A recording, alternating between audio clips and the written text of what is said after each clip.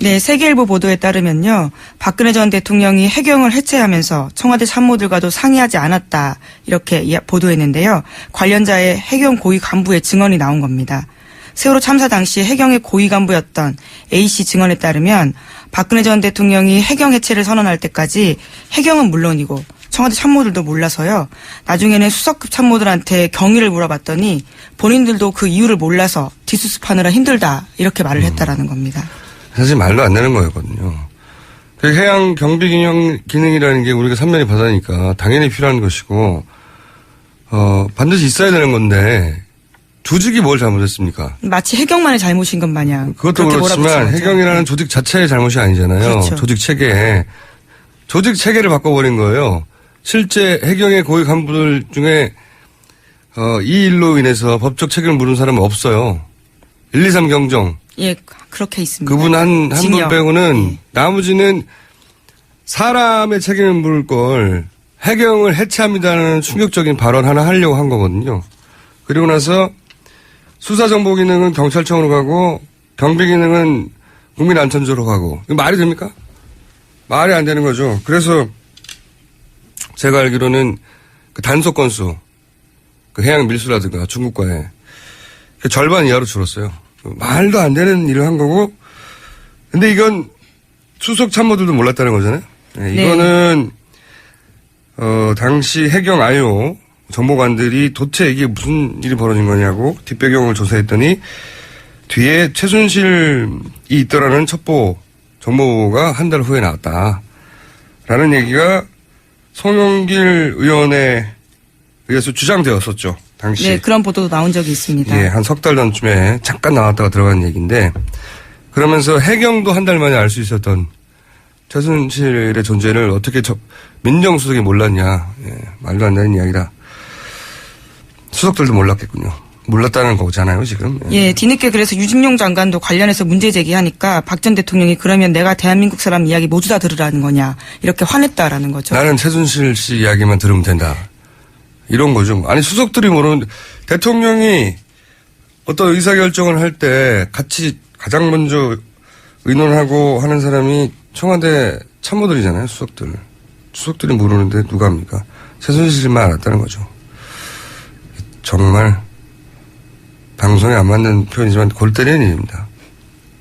한 국가의 철을 이렇게 누가 한 사람 말 듣고 오늘 아침에 갑자기 결정해서 해체해버린다는 게 이게 말도 안 되는 거죠, 정말. 변호사기 때문에, 그래도 박지만 회장이 변호사를 받고 싶다고 말했으니까, 그렇다면 서영희 변호사가 중심이 되어서 재편하나 보다, 변호인단을. 뭐 전혀 그런 생각이 없는 것 같아요, 지금. 그러니까 왜 그런 얘기를 하면 실제로 박지만 회장이 서초동 쪽에 접촉들을 좀 하고 다니셨어요. 그러니까 변호사들을 만났었고. 변호사 업계에 계시죠, 참. 알고 봤더니. 그래서 그런 소문을 들으셨어요? 네, 들었어요. 네, 그랬는데 예. 문제는 이게 바뀌어야 되는데 변호인단에 할 일이 없어요. 이렇게 안 바뀌면. 지금 상황에서는 어느 정도 받아들일 부분이 나와야 우리가 뭐를 다투겠다, 뭐는 인정하자 이렇게 가는데 태도가 안 바뀐다는 거예요. 변호사 업계에서의 그 중평은 어떻습니까? 그러니까 이런 상황 이런 섭외가 들어왔을 때. 네. 그러니까 말씀드린 것처럼 바뀌어야 우리도 작전을 짜볼 수가 있는데 이 지금의 태도를 그대로 유지하는 상태에서는 의미가 없다, 들어가는 게. 뭐 할 게 없잖아요. 할 수 있는 게 없잖아요. 네. 다 부인하고 있는데. 다 부인하면 뻔하거든요, 결과는. 굉장히 안 좋죠. 사실 네. 가장 큰 부분이 뇌물죄 같은 경우는 법리가 복잡하기 때문에 어떻게든지 한번 싸울 만하다라는 생각을 가지실 분이 나타날 법도 하거든요. 그리고 네. 이게 뭐 좋다 나쁘다를 떠나서 변호사로서는 어마어마한 일이긴 해요. 전직 그렇죠. 대통령을 변호를 한다는 이렇게 큰 사건에서 그렇죠. 법리적으로 어디서 다툴 것인가. 그러니까 박근혜 전 대통령에 대한 정치적 지지 여부나 호불호를 다 떠나서 예전에 그 대우가 청산되는 과정에서 세계적인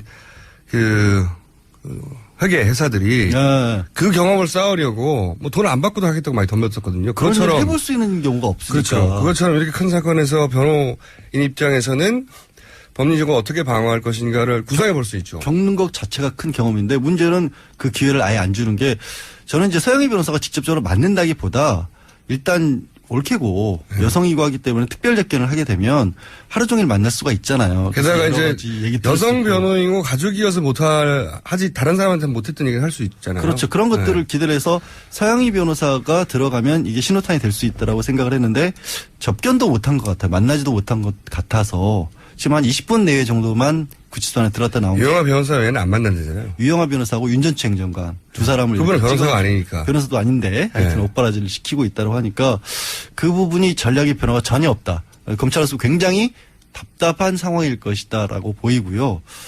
어제 수사 같은 경우는 뭐 다들 언론에도 많이 나왔지만 뭐 수사실을 따로 만들어가지고 원래 직원들이 사용하던 공간을 개조를 해서 책상만 있으면 되니까 책상하고 노트북만 있으면 되니까 네. 한홍재 부장검사 들어갔고 여성 수사관 한 명 들어갔고 보조하는 검사 들어갔고 얘기 드린 대로 유영하 변호사만 옆에서 앉아서 대독을 예. 했다라고 해요. 근데 이 부분도 문제가 그런 부분을 조금 헷갈리시는 것 같아요. 그 변호사를 9명을 선임을 했다고 하니까 9명이 굉장히 많이 선임한 거는 맞아요. 예. 근데 보통의 경우 큰 사건은 팀 단위로 선임을 하는 거거든요. 그렇죠. 사실은. 맞습니다. 그러니까 유명한 변호사라고 하는 사람이 혼자 다를 일을 하는 게 아니라 변호사 혼자 절대 커버할 수가 없어요. 그렇죠. 네. 그 사람이 있고 뭐 법리 검토하는 밑에 보조하는 변호사가 있고 판례들을 찾아본다거나 아니면 사면들을 검토하거나 이렇게 팀 단위로 이루는데 그 전에도 이미 9명이 뿔뿔이 변론을 했던 것 같아요. 각자 제대로 회의도 안 되고. 그러니까 저는 그 헌재 때도 그랬지만 헌재 때도 보면 헌재 그 참여했던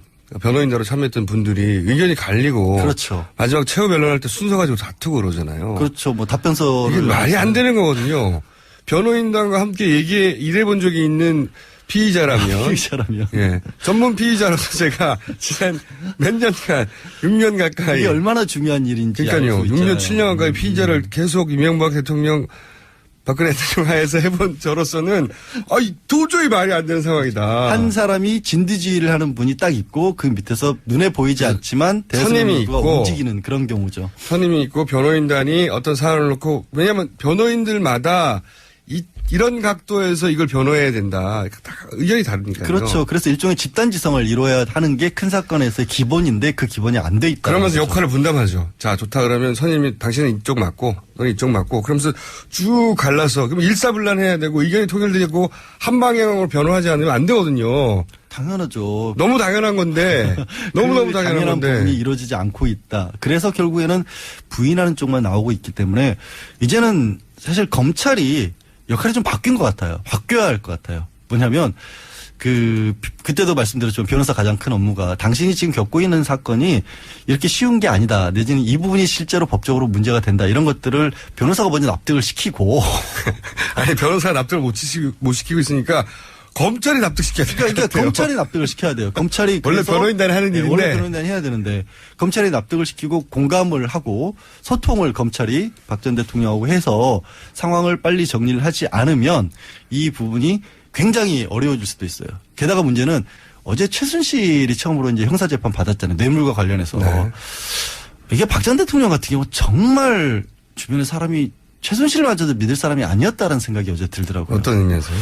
이게 가장 쉽게 박 전 대통령 입장에서 유일하게 풀어나갈 수 있는 건 결국에 최순실이 자기가 덮어쓰는 거거든요. 가져가는 거거든요. 최순실도 그럴 수는 없죠. 지금. 아니 왜 그렇게까지 40년을 옆에서 자기 스스로 특별한 인연이라고 했고 그렇다고 하더라도 어. 대신 형을 살 수는 없죠. 아니 대신 살아난다는 게 아니라 어차피 최순실은 벗어나기 어렵잖아요. 지금 상황은. 그렇다 하더라도 형량을 조금이라도 줄이고 싶죠. 사람이니까. 그러니까 내가 주도적으로 했다라고만 하면 될 거 아니야. 어차피 공범이니까. 둘 다 안 했다고 하는 거죠 지금. 그러면 답이 안 나오죠. 그럼 중형을 갈 수밖에 없잖아요. 둘 다 알잖아. 중형인 거죠 지금. 그러니까 이게 딜레마인 거죠 지금. 그러니까 오늘 아침에 한 언론사에서 이제 안종범 수석의 56건 수첩 중에 두 번째로 뽑아냈던 39건 수첩을 입수를 해가지고 그 내용을 또 공개를 했더라고요. 네. 그걸 보면 안종범 수첩에 얼마만큼이나 박 전 대통령이 삼성도 그렇고 정말 빙상 승마 정유라와 관련된 부분을 정말 꼼꼼하게 적어놨더라고요. 실록이에요, 실록. 그러니까 네. 그게 결국에는 이재용 부회장의 영장을 그걸로 인해서 떨어졌다는 게 명확해 보이는데 똑같은 얘기가 박 전 대통령 그대로 적용될 수밖에 없거든요. 네. 그런 상황에서 왜 이렇게까지밖에 못 막느냐? 왜 안종범 수석 같은 경우 다른 재판에서 이미 다른 변호인들이 다 입술에서 봤을 거라고요. 유영하 그렇죠. 변호사도 알 거 아니에요. 왜 내가 화를 내고 있지? 그건 모르겠습니다. 이렇게 변호인으로서, 그러니까 소위 변호사로서 전문가적인 관점에서 봤을 때 너무 답답한 피의자인 거죠, 지금. 그렇죠. 예. 그래서 돌파구가 뭐 있을까? 지금까지는 제가 보기에는 없어요. 이렇게 해가지고 어떻게 합니까? 그냥 제가 보기에는 검찰이 너무너무 유리한 상황이에요. 검찰이 기소한다고 반드시 죄가 되는 건 아니란 말이죠. 그렇죠. 다퉈야 되는데 이렇게 전면 부인하면 사법부에서 검찰이 기소한 것에 대한 친밀성을 더욱 확고하게 만들어준단 말이죠. 이게. 다른 걸로 다투는 게 없으니까. 그러니까 네. 반대 증거가 나오는 것도 아니고 반대 법리가 나오는 것도 아니고. 주장밖에 없잖아요, 주장. 최순실이 나오는 게 그거죠.